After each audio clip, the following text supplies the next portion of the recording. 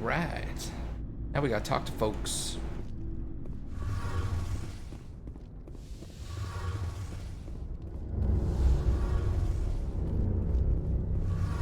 Shepard, I'm glad you're here. Good to see you smiling again, so to speak. I'm sleeping much better now. I guess I'm getting used to how quiet your ship is. I still think a lot about my pilgrimage, though. I know Starin's our top priority, but with all the worlds we go to, I was hoping to find something to bring back to the flotilla. We've still got a long way to go. You'll find something to take back. Yes, but it cannot just be some derelict ship my people can use for salvage. It has to be more than that. There's a lot expected of me. What's so special about you? It's my father. He's the senior member of the Admiralty Board. He's one of only 5 people who can overrule the decisions of the Conclave for the good of the migrant fleet. My father is responsible for the lives of 17 million people. Our entire race is in his hands, and I'm his only child. So are you some kind of heir to the Quarian throne or something? No, it doesn't work that way. My father's position isn't hereditary. I'll probably never serve on the Admiralty Board myself. Officially, I'm just the same as any other citizen. But it doesn't work that way in practice. People have always treated me differently because of who my father is. You must get all kinds of special privileges. I probably had it easier than most growing up, but it's not all good. People like my father have enemies, and they're not above using me to get to him. It must be tough on you. My people place a high value on family and ancestry.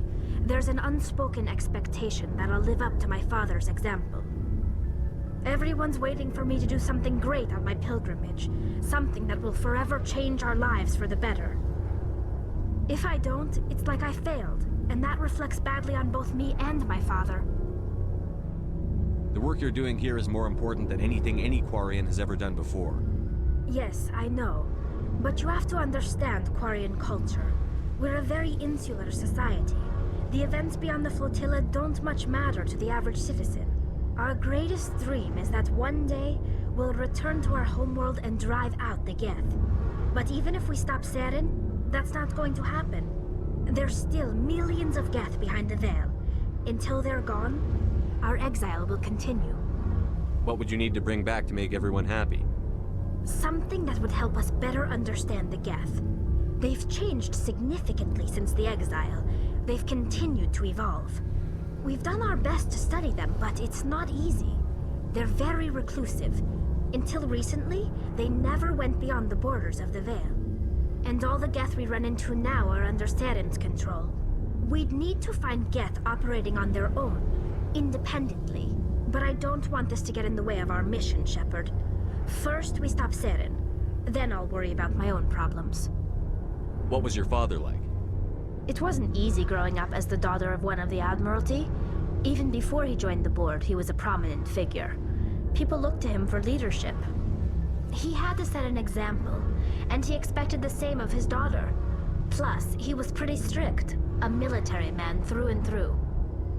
He never allowed me to settle for anything less than excellence. As a kid, I sometimes felt like he was pushing me too hard. But now I'm old enough to appreciate what he taught me. The world doesn't owe us anything.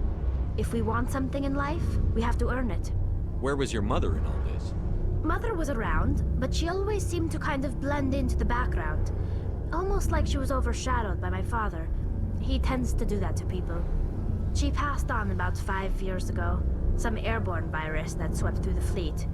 Happens sometimes when the filters start to break down. I think my father took it pretty hard. After she was gone, he became even more focused on his work. I think that was his way of dealing with the grief. Sounds like a tough upbringing. You don't resent your father at all? Like I said, it wasn't easy. My father's not the kind of person you bond with. And he wasn't around all that much. Too busy. People counted on him, and he took his duties seriously. Even when he was around, he always seemed a bit distant. Like his mind was always somewhere else. Come to think of it, I can't ever remember seeing him smile. Not once. It's like he was always weighed down by all that responsibility. I mean, I know he cares about me, but he never really showed it. Not in the usual way. I guess The best thing I can say about my father is that I respect him. I want to talk about something else. Like what? I should go. See you later. I want to talk about ending this conversation. How's that sound to you? Okay. Commander, good to see you. You've been with CSEC a while. Have you seen much action? Well, not as much as you, but yeah, I've seen some interesting things. I'll bet you have. Anything in particular that stands out? I remember this Solarian geneticist I was sent to investigate. That case was a bit disturbing. What happened? Why were you investigating them? I was tasked with tracking black market trade on the Citadel. Most of it harmless, nothing I needed to pursue. But during the course of my investigation, I noticed an increase in the trade of body parts, organs mostly. We usually get a few of those, but not the numbers I was seeing. We weren't sure if there was a new black market lab or if some freak was harvesting organs from citizens. You've seen this before on the Citadel? Every so often, some lab sells unwanted parts through the black market, but they're not as bad as the psychos. I remember this one L-Corps diplomat we caught in my first year on the job. He was hacking people up and selling their organs. Had the station in a bit of a panic. But this case wasn't that clear-cut. Turns out there was more going on than we first realized. So how did you figure out what was happening? First, we got a hold of a sample and ran DNA tests. The weird thing was, the match led us to a Turian who was still alive and was very convinced he'd never lost his liver. After a bit of digging, I discovered this Turian worked briefly for Dr. Salion, the geneticist. So I went to his lab hoping to find evidence of cloned organ development, but there was nothing. No Solarian hearts, no Turian livers, not one Krogan testicle. You're kidding, right? Why would anyone want Krogan testicles? Some Krogan believe that testicle transplants can increase their virility, counteract the effects of the genophage. It doesn't work, but that doesn't stop them from buying. They'll pay up to 10,000 credits each. That's 40,000 for a full set. Somebody's making a killing out there. What did you do about the geneticist? I brought in some of his employees for interrogation, to see if I could get them to talk. While I was interviewing one of them, I came across something suspicious. You mean threatened? Was that really necessary? Maybe, maybe not. Either way, it paid off. One of my detainees started bleeding profusely during the interview. We offered to patch him up and he got frantic, freaked out. I ordered a full exam to find out what was going on. Our medics found incisions all over his body, some of them fresh. That was our big break. These people weren't just Dr. Salion's employees. They were test tubes. Walking, living test tubes. He was growing parts inside these people? Exactly. He cloned their organs right inside their own bodies. Then he harvested them and sold them off. Most of the victims were poor. He'd pay them each a small percentage of the sales, but only if the organs were good. Sometimes an organ wouldn't grow properly, so he'd just leave it in them. Most of them were a mess, but only on the inside, hidden so nobody could see it. I hope he got what he deserved. That's the worst part. We never caught him. Why not? What the hell happened? He ran, blew his lab, grabbed some of his employees, and headed for the nearest space dock. By the time I found out, his ship was already leaving. He threatened to kill his hostages if we tried to stop him. But you went after him anyway, right? I ordered Citadel Defense to shoot him down, but CSEC headquarters countermanded my order. They were worried about the hostages, worried about civilian casualties if the ship was destroyed so close to the Citadel. I told them those hostages were dead anyway. He just used them to make more organs, but they wouldn't listen. Well, you can't get them all. No, but letting him get away like that. All they had to do was disable that ship, stop him from running. Maybe the hostages die, maybe they don't, but at least we stopped the bastard responsible for it all. I suppose I can see both sides. But what's done is done. I suppose. Can't waste too much time worrying about it now. Just wish I could have stopped him. That's all. Do you have any idea what happened to Dr. Salion? I sent out feelers from time to time, hoping to find something. I thought I'd found him a while back. He changed ships and changed his name to Dr. Hart, his idea of a joke, I guess. I told the military, but they weren't convinced it was him. I got the transponder frequency for his new ship, but I just can't get anyone to check it out. I'll check out the coordinates when I get a chance. I was hoping you'd say that. But Commander, take me with you when you go. If it's Saleon, I want to be there when you find him. Okay. What up, my dude? What do you want, Shepard? Why did you become a mercenary? Lots of reasons. Such as? Such as, I needed to get out of our system. I needed to eat. I needed to survive. Why not stay and help your people? I tried to help. That's why I had to leave. What happened? I was betrayed. I was head of a small tribe. We were trying to restore order after the war, but the other tribes were against us. They followed Jared, one of the few warlords who survived the war with the Turians. But he was old, and so were his ideas. He wanted to continue the war. He wanted us to fight. Turians, Solarians, each other. It didn't matter who, as long as we were fighting. What did you want? I just wanted Jared to shut up, to stop his ranting. I wanted him to stop leading the tribes astray. But he couldn't understand how much things had changed. We didn't have the numbers to go to war. Even if we did, the genophage made sure we couldn't replenish our numbers fast enough. I told them all to forget about war. We needed to focus on breeding, at least for one generation. And for a while, we were getting through. Some of the tribes started coming around. I take it the warlord didn't appreciate that. No, he didn't. He arranged a crush with the tribes, a meeting on neutral ground. He wanted to talk. We met at the Hollows, near the graves of our ancestors. The skulls of our dead laid bare to remind us where we come from, and where we all go. It's as sacred as any Krogan place can be. Violence is forbidden. It sounds like a trap to me. You must have suspected as much. I did.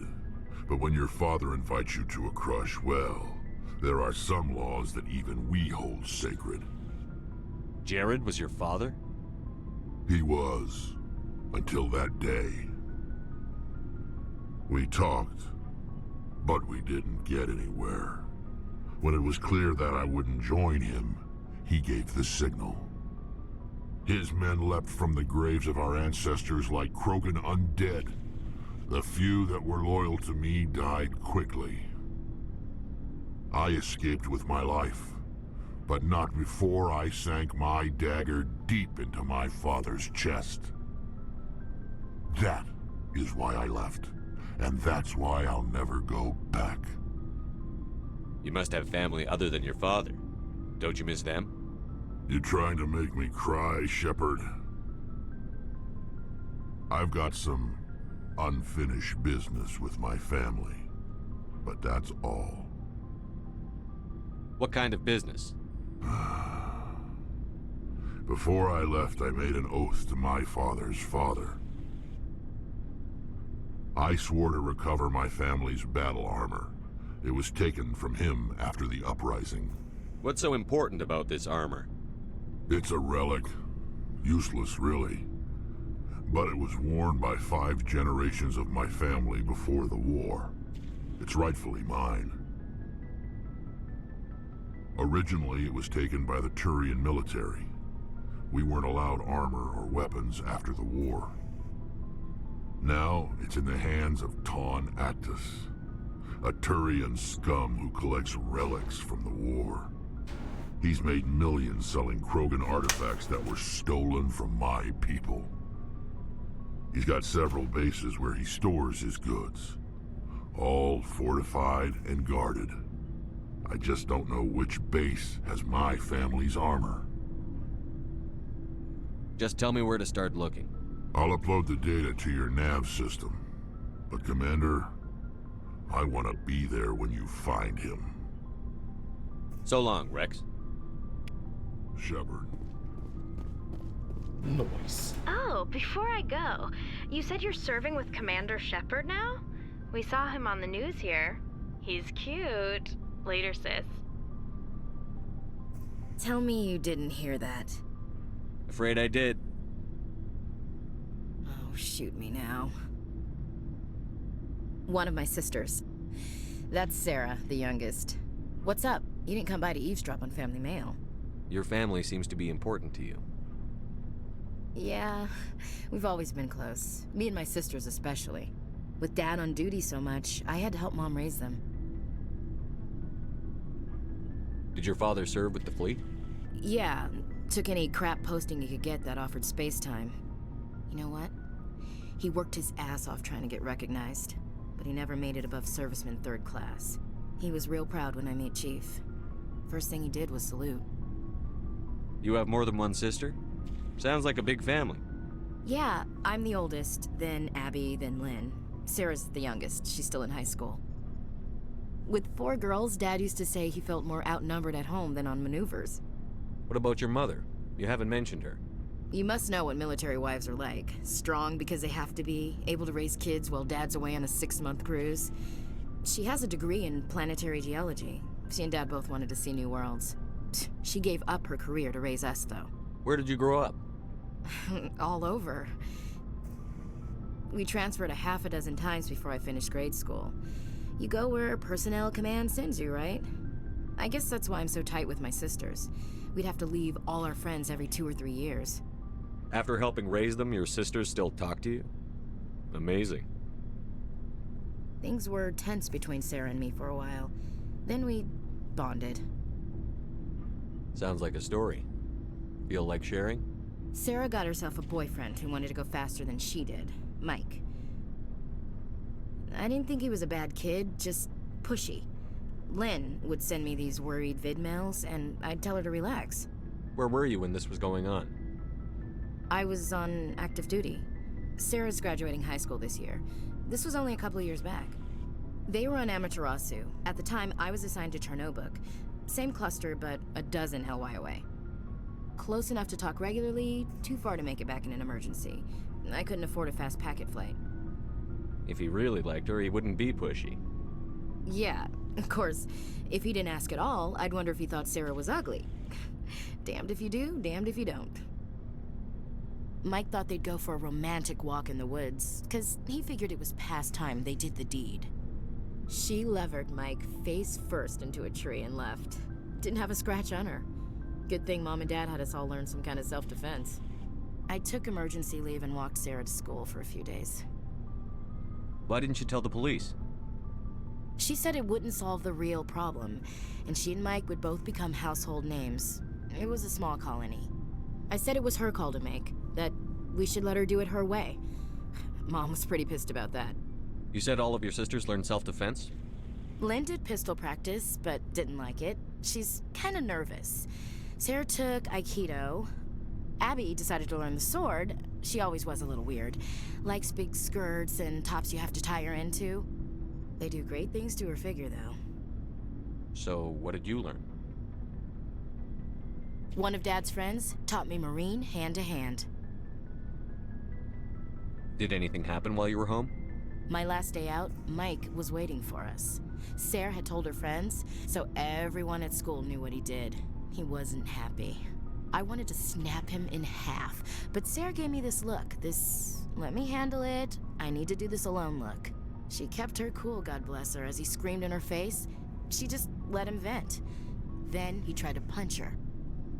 I swear, she just flowed around him. Next thing I knew, he's face down on the sidewalk, and there's blood everywhere. That's unbelievable. Sarah must be as good as you.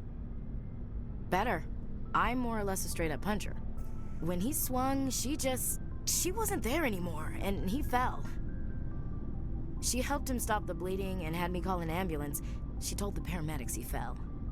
Before they took him to the hospital, Mike touched Sarah's arm. I thought he was gonna end up on the ground again. But he hung his head, whispered, "I'm sorry," and started crying. And she hugged him. The Williams women are a decisive bunch, Commander.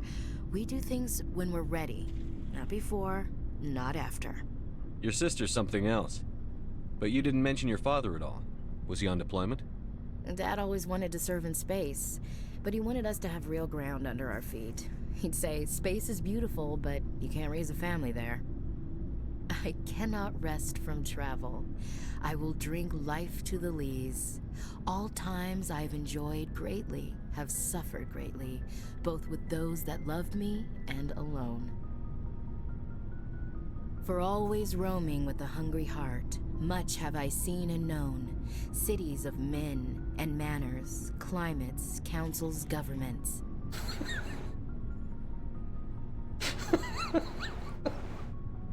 Bored now. I didn't know you liked classical literature.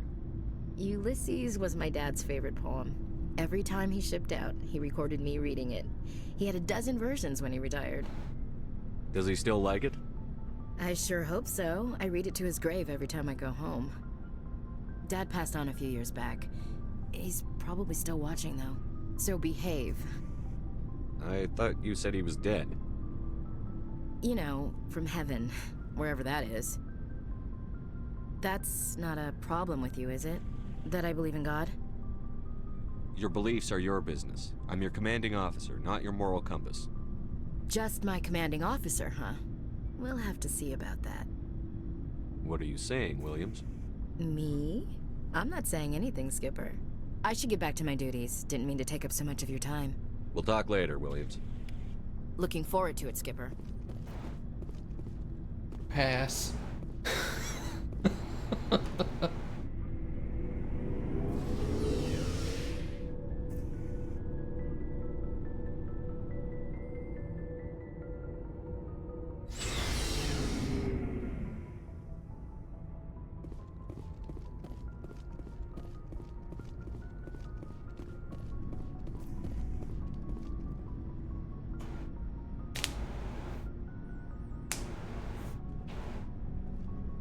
Anything you need, Commander? Just trying to get a sense of where the crew's at. Thoughts? Well, they know about the stonewalling you've had from the Council. They deserve to know what we're up against. They're on your side. They're pissed about the resistance we're getting, especially from our side. I'll have a better handle on all of it when my head stops hurting.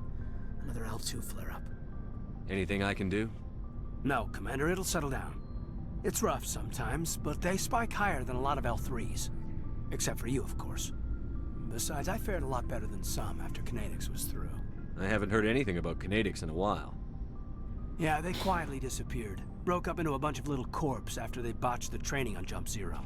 After first contact, Kinetics was set up to track Element Zero exposures and develop implants for humans. Once we had an embassy on the Citadel, Kinetics could bring in experts instead of taking it slow. The only experts would have to be aliens. Dead on. Turians, actually. That's why Kinetics kept it a secret. They were afraid of what people back home would think, asking the Turians for help when we just fought a war with them. The Asari would have been more acceptable than the Turians. Yes, but the company didn't go through the Citadel. It would have made Earth look weak, so they discreetly hired some Turian mercenaries. Is there some reason we couldn't learn it on our own? They didn't know where to start. Hell, it took a couple of years to even link biotics and Ezo. Forget trying to get the kids to move stuff.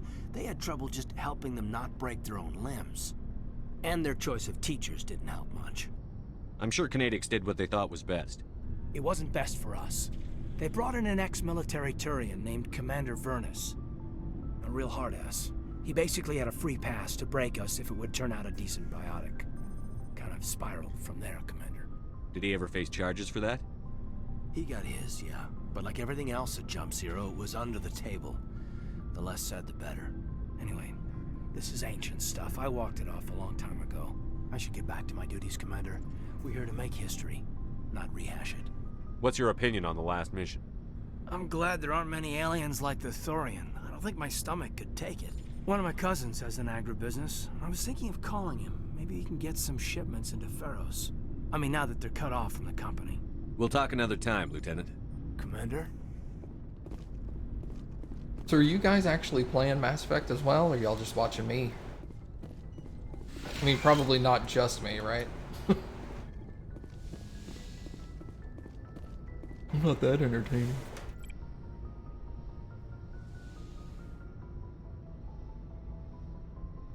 Commander, are you coming to check up on me?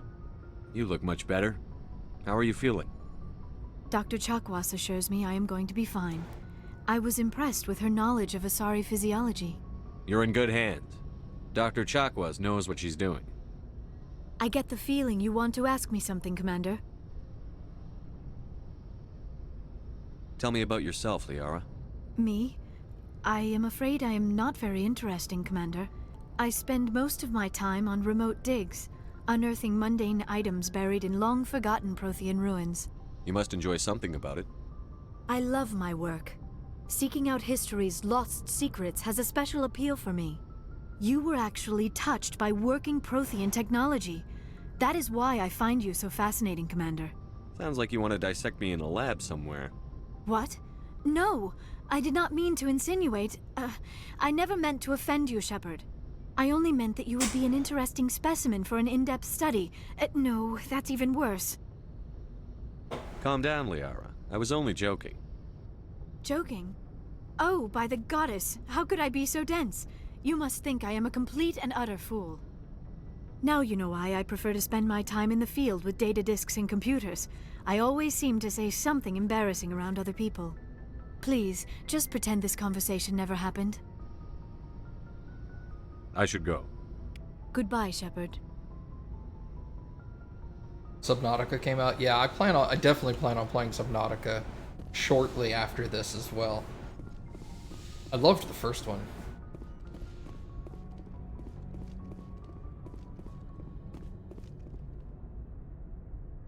That's one of the things I like about Mass Effect numbers is like, no matter how many times you play the game, there's always going to be something different.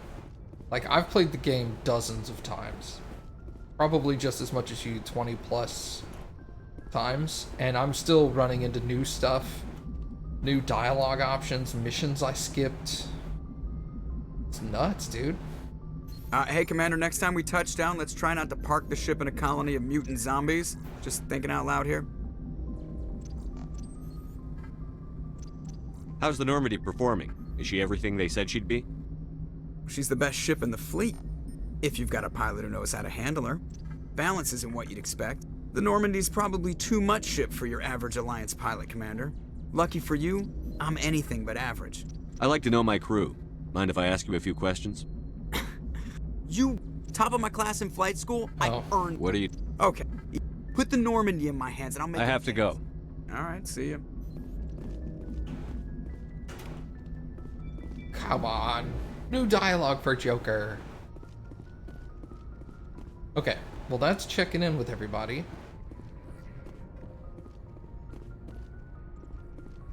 Did I get any new, like, investigation stuff in here?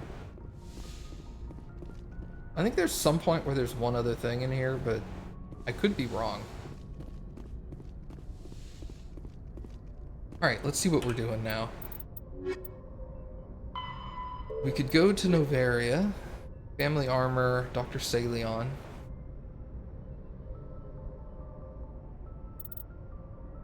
Cerberus.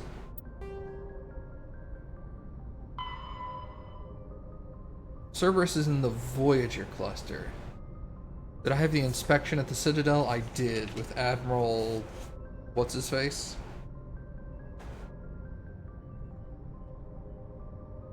Let's go to Voyager cluster. Good timing, Commander. We got a transmission coming in from the Citadel. Top priority clearance. Is it the ambassador? It's not his signature. I think it's from the Council. I'll patch it through to the comm room. Forgot about this.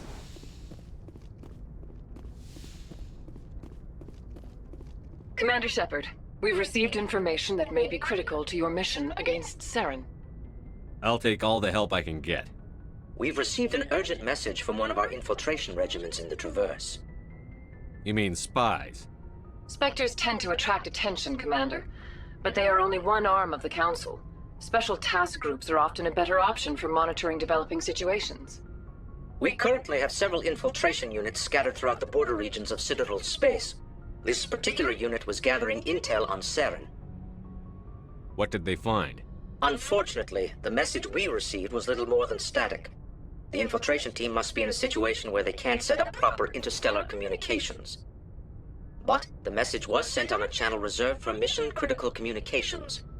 Whatever they were trying to tell us, we know it was important. Considering your interest in Saren, we thought you might want to investigate this. Find out what happened to our team. The signal originated from the planet Vermeer. I'll look into it. The Council prefers not to become involved in the specifics of Spectre activities. We only want you to be aware of all your options, including Vermeer. Good luck, Commander Shepard. We will keep you advised if we learn anything else. Nice.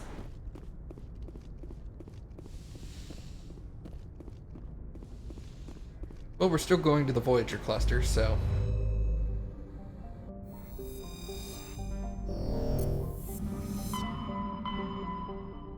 Alright, where is that? Voyager.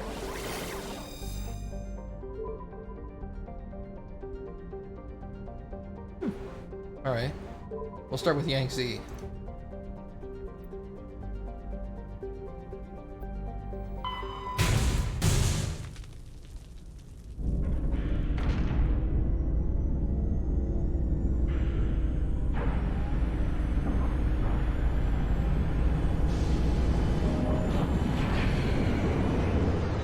To what, like Dragon Age Origins?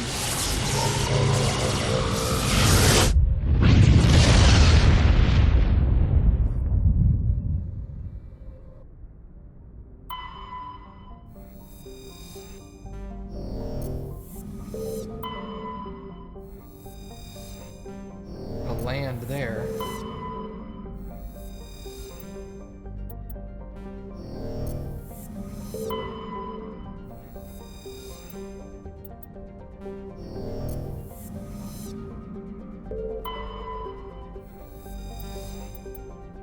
I mean, I'm sure they'd,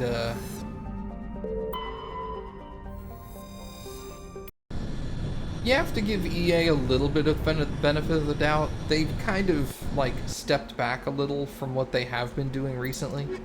They're not quite as into, like, micromanaging everything all their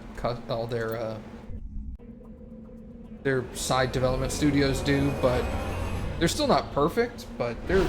At least it seems like they're trying.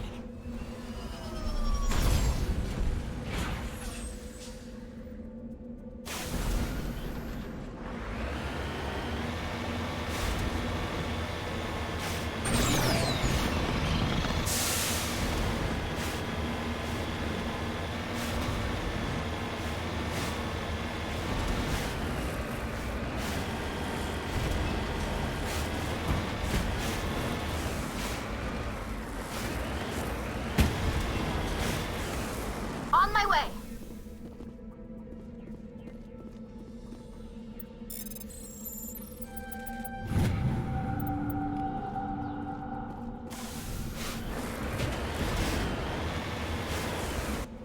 They were real bad, like 5 or 6 years ago.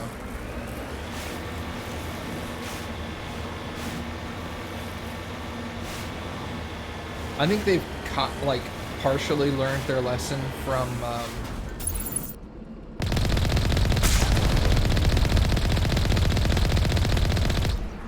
what was the game they just released that was like a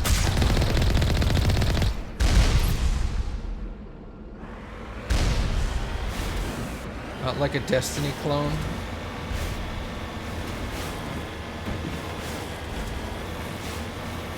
Like landed right on its face.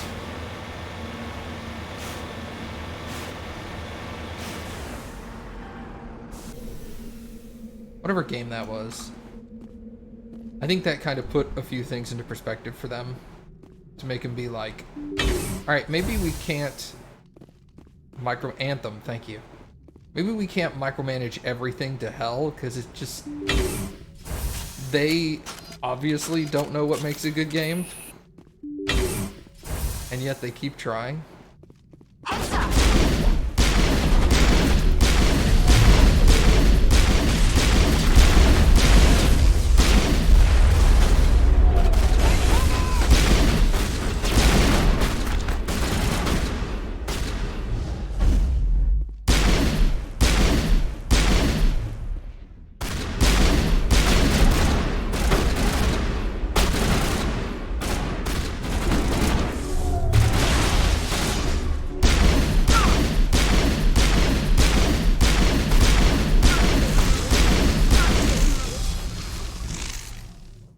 Too many cooks in the kitchen? Yeah. It's like the publisher wanted to tell the developers how to make video games. Never works out right.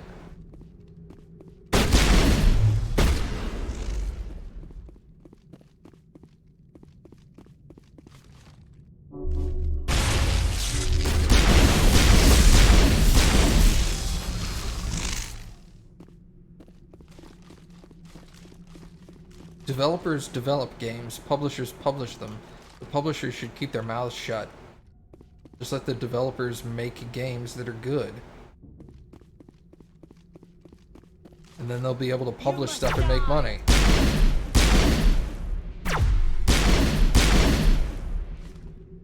It's a wild concept, I know.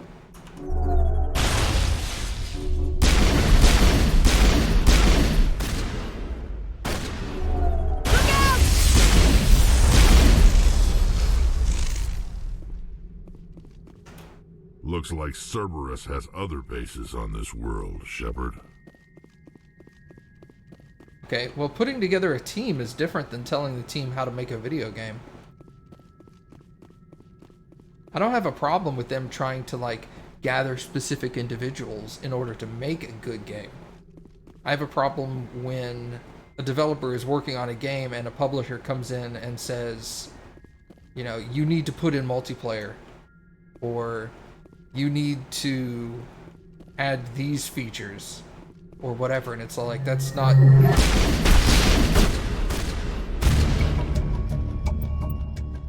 That's not what this game is. Yeah, well, you need to add it in there. Dead and done, just the way I like them.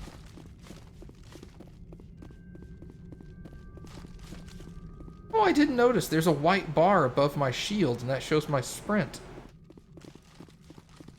Oh. That's interesting. I never noticed that before.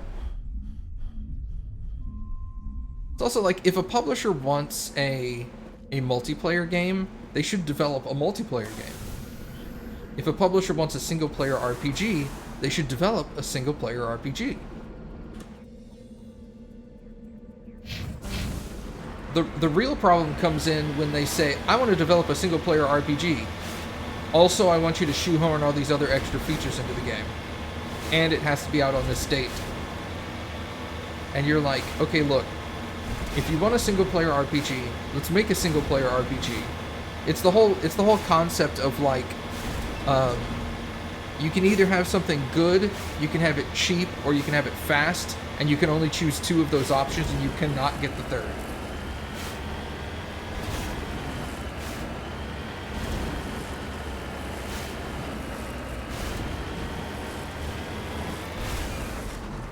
It's like, do you want it fast and cheap? You can get it fast and cheap, but it's not going to be good.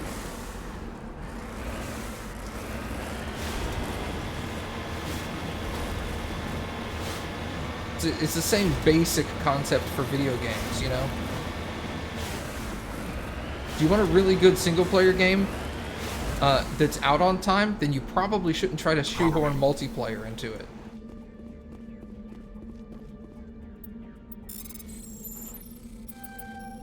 Well, that was terrible. There we go.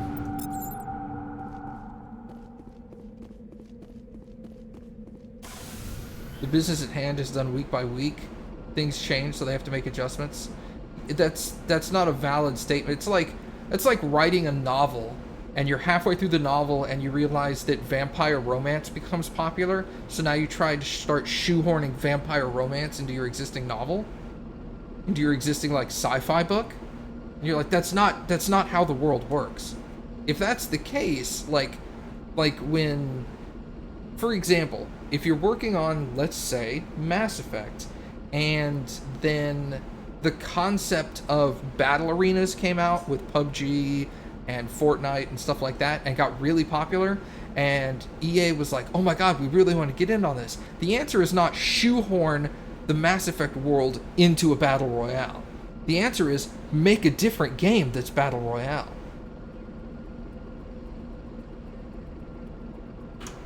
That's the concept of like, well, things change and they need to like adapt to changes. That's not a good way to look at it.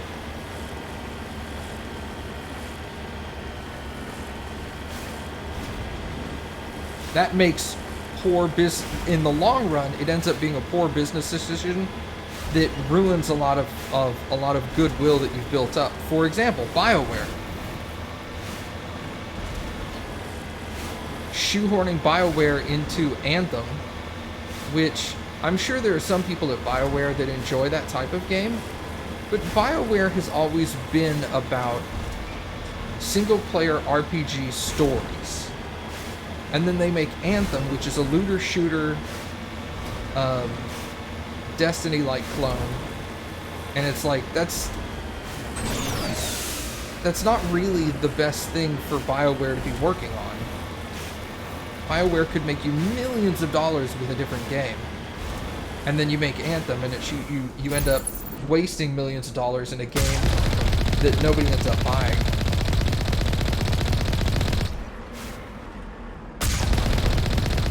If you wanted that game, you could have given it to a different developer, and maybe they would have spent better time on it.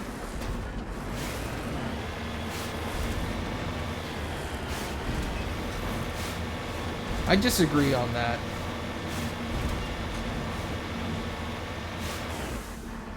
There are plenty of AAA titles that were not voted on by like the higher up CEOs. Like, usually a video game starts its development by somebody at a developer coming up with the idea of the game and then being like, hey, I think this would be really cool. And then they bring it to the higher ups at the development team and they make some minor adjustments and clean it up, and then they take it to the publisher and like, we want to make this game, it looks really good. And the publisher will be like, yeah, sure, great, add all this bullshit into it you don't want. I'm not going to defend companies like EA and Ubisoft for trying to cram shit down the developers' throats that want to make good games and end up fucking shit up.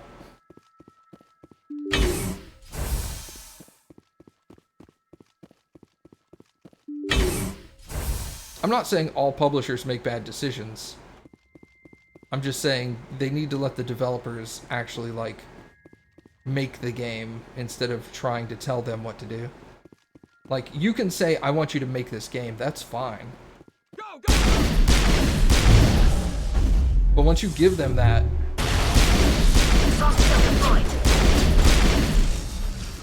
Once you say, make this game, we want it to be like this, then keep your fingers out of it, let them make a game. If they fuck it up, that's fine, but like, don't go changing shit on.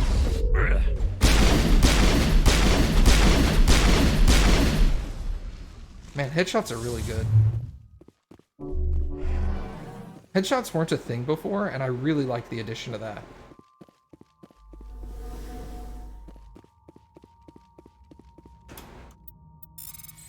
It's a very welcome addition, in my opinion.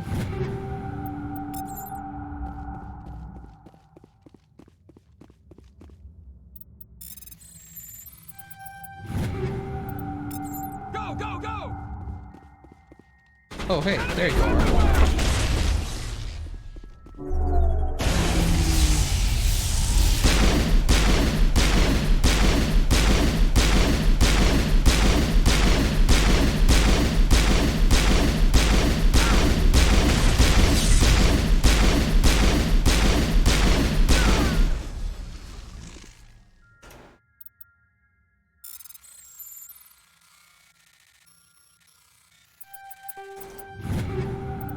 Medium Turian Phoenix. We're gonna need to deal with these guys. Obviously, but kind of want to dance around them for a minute. Here we go. Now deal with them. I want to make sure they're not in my face, is what I was getting at.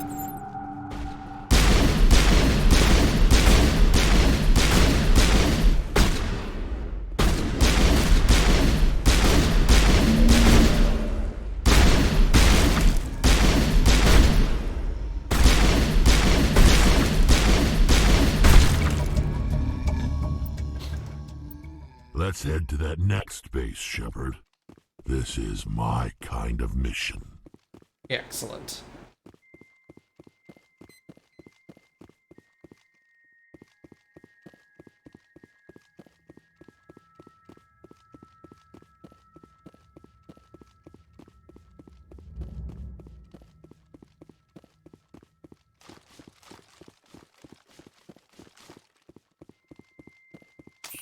But regardless, back to the whole developer-publisher thing. I don't necessarily think everything is wrong.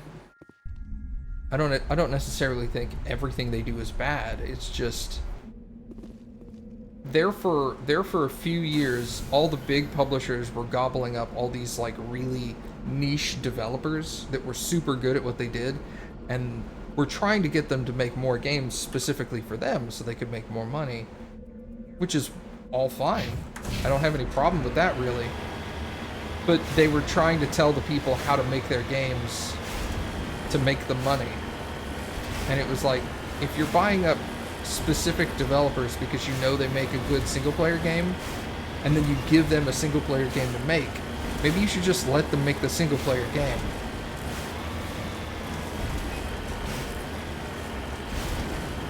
Some of the delays that you get from video games are during that period of time were specifically because a publisher was trying to get them to add stuff into the game that wasn't a single-player thing. Or a multiplayer thing, for that matter. Like the whole concept of like Call of Duty or Battlefield having like single-player campaigns. Nobody's really playing Call of Duty for the single-player. Maybe you should just tell them, don't worry about the single-player. Focus on the multiplayer aspect, so we don't have as many problems when the game launches.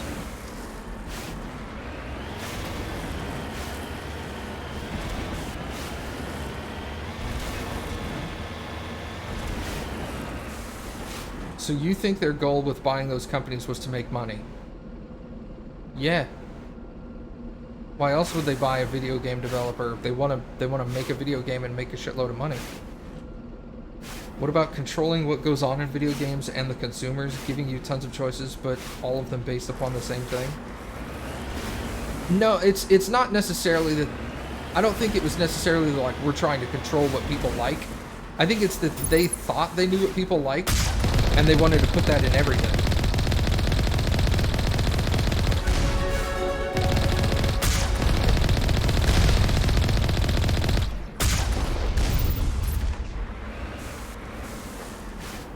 It's like when multiplayer was starting to come out like 10 or 15 years ago and be good, and they were all like, oh, this is really popular, we should put it into every game. It's not because they were like, we want to put multiplayer in every game so we can control what people like. It was, we thought it would sell more games, so we decided to shoehorn it into everything.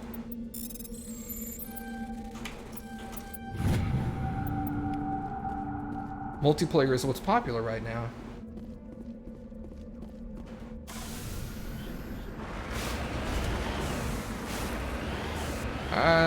I disagree with you, Numbers. The driving factor is not controlling what people like, really. The driving factor is making money.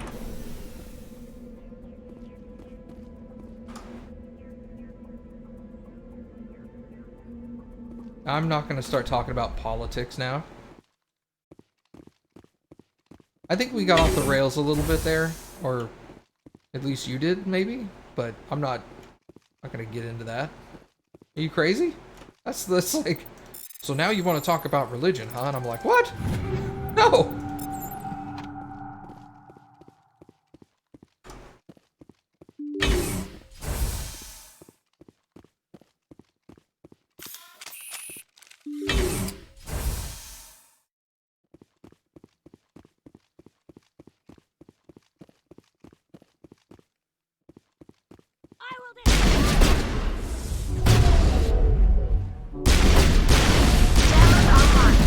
Whoops. I fell down. Gotta make sure that... Shield arrow.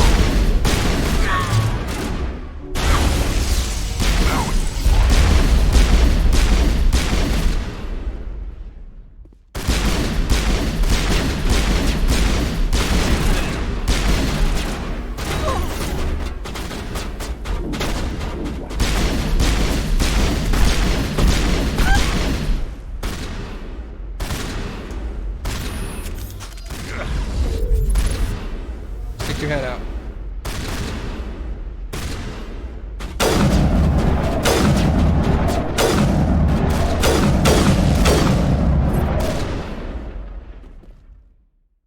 Interesting.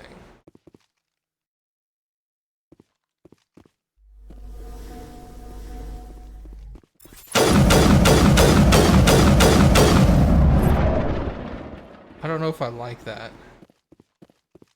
Because that's going to do low damage. You must die.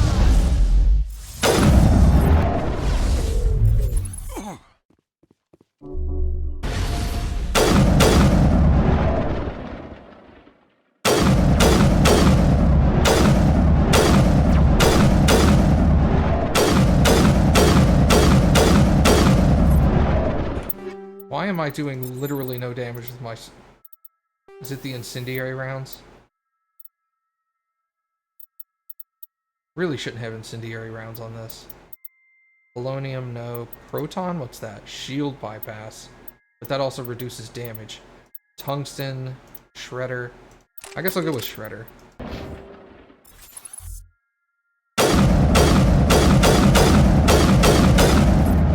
No, it's the rifle. Heat sink capacity. Do I want one with a higher? I don't understand. I don't get this. Weapon stability. Yes, please.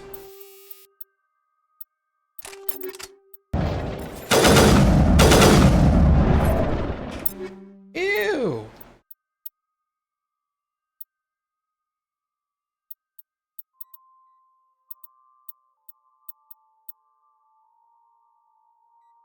DPS is higher because it's shooting 3 rounds.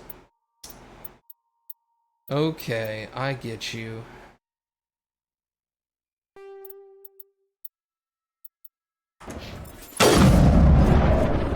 That's better. Okay.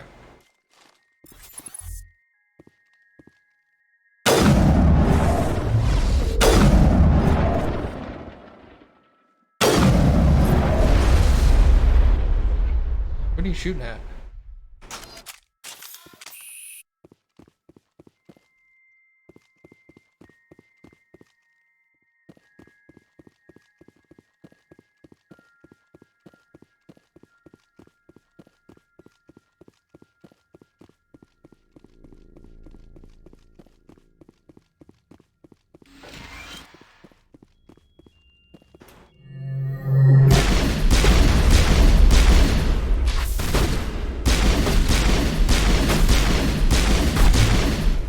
Time to get Kahoku some payback. Perimeter secured. Shepard, over there. It's Admiral Kahoku. I guess Cerberus found him after all. RIP! Alright, what was this? Yangtze? Okay.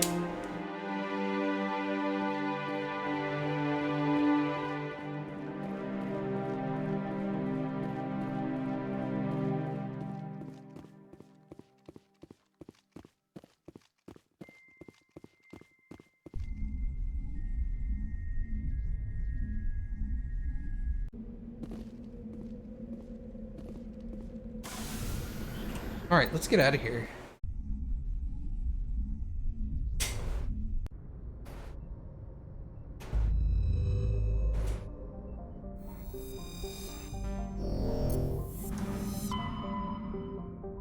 Amazon. There's also supposed to be another one here, but maybe it unlocks later.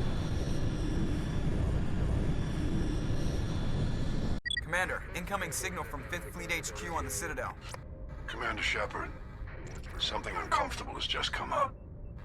In the First Contact War, we fired a lot of espionage probes into Turian space. We just received a mission complete burst from one of them. Where's it been in the meantime? No idea. Lost in transit. These probes were built in a hurry after First Contact.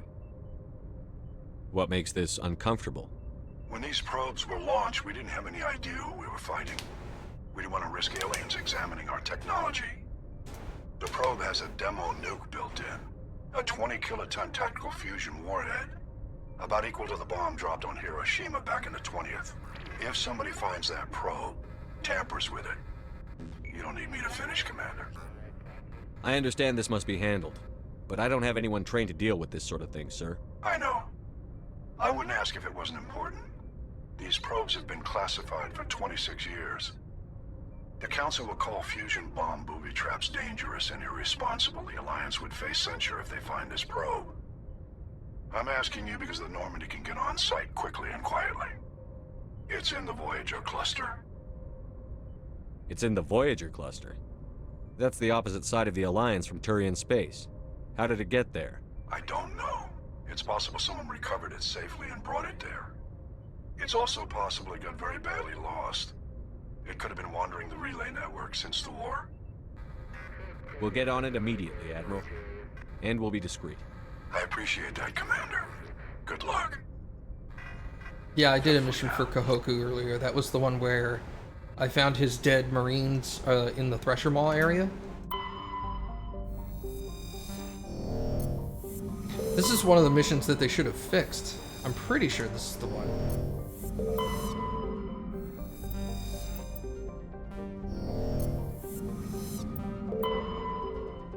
We'll find out.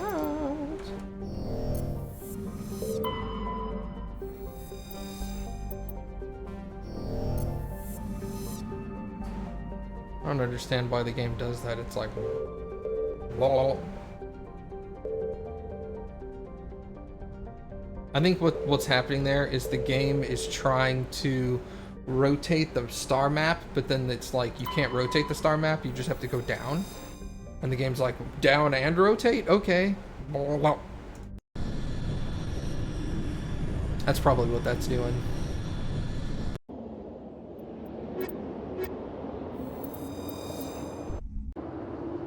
Oh, we leveled up. I gotta put points.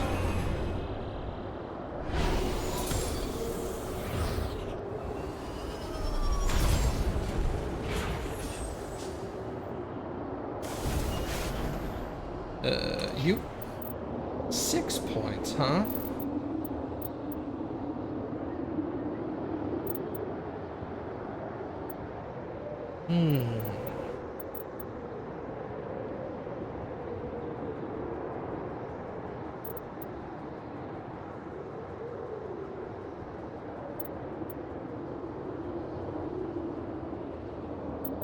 Six meter, 8 meter.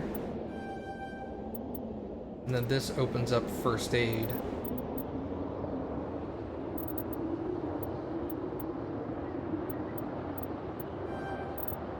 We'll do that. 4 for you. We'll give you throw as well.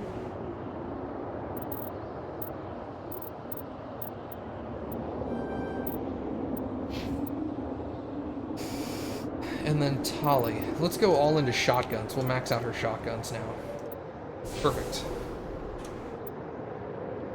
Okay, I need to do a little exploring here, because there's definitely going to be some stuff hidden around here. I just don't remember where. There might be a Thresher Maw. There's a couple of flat areas.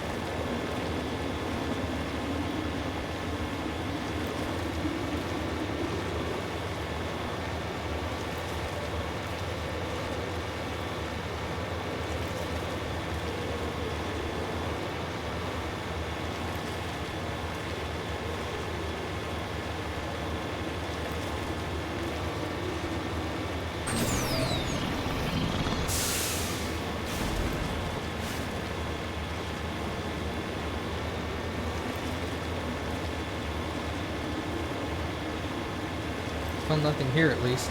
That is a huge star, dude.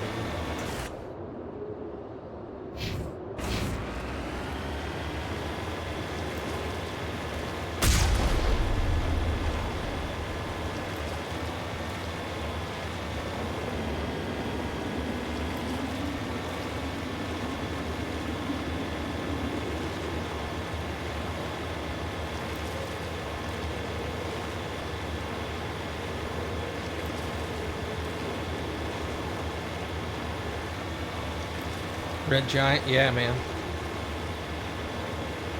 He looked angry.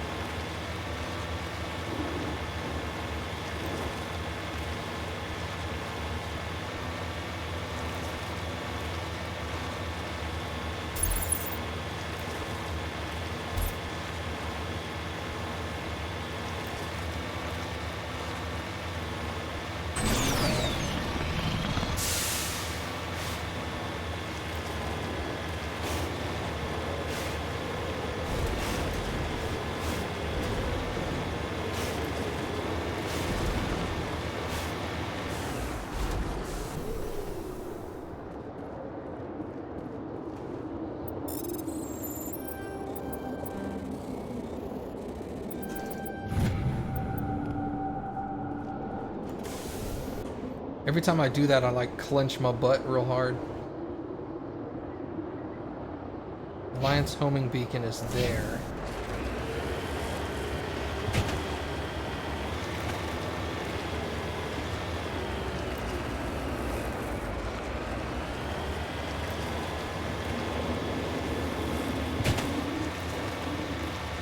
Rocks have decryptions? I think it's the drill that we're using. I don't think it's the rock. I think we're like programming the drill properly. I like how this is programming.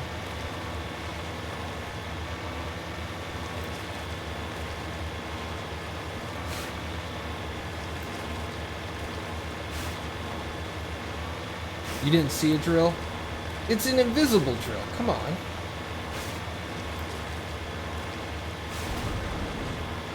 When's the last time you've been to E3?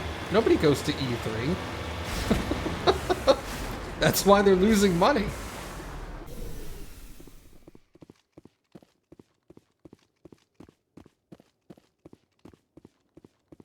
The signal's coming from a mine? This smells. I agree. The probe did not crash. Someone moved it here. They may not know what they have. Let's find it before they set it off. Right. Is this the husk horde one? I think there is a husk horde here, yes.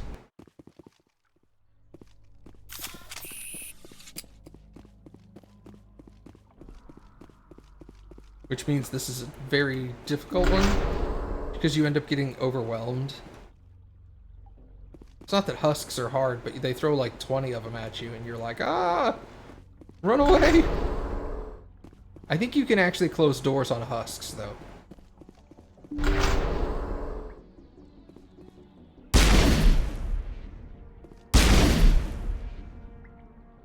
Maybe the horde husk isn't until the end.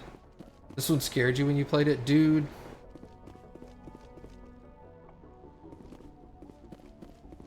It didn't really scare me, it was just, it was annoying with how difficult it was. It's hard. I think they figured since husks don't have a ranged attack, they should put like 2 or 3 times the number they usually do. But they're also a little tanky. So you can't really take them down rapidly.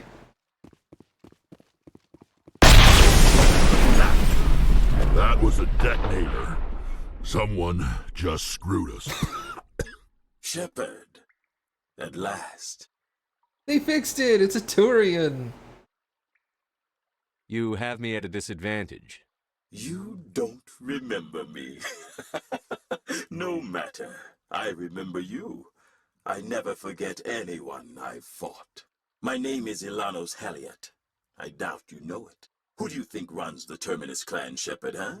Thousands of pirates, slavers, criminals of every stripe?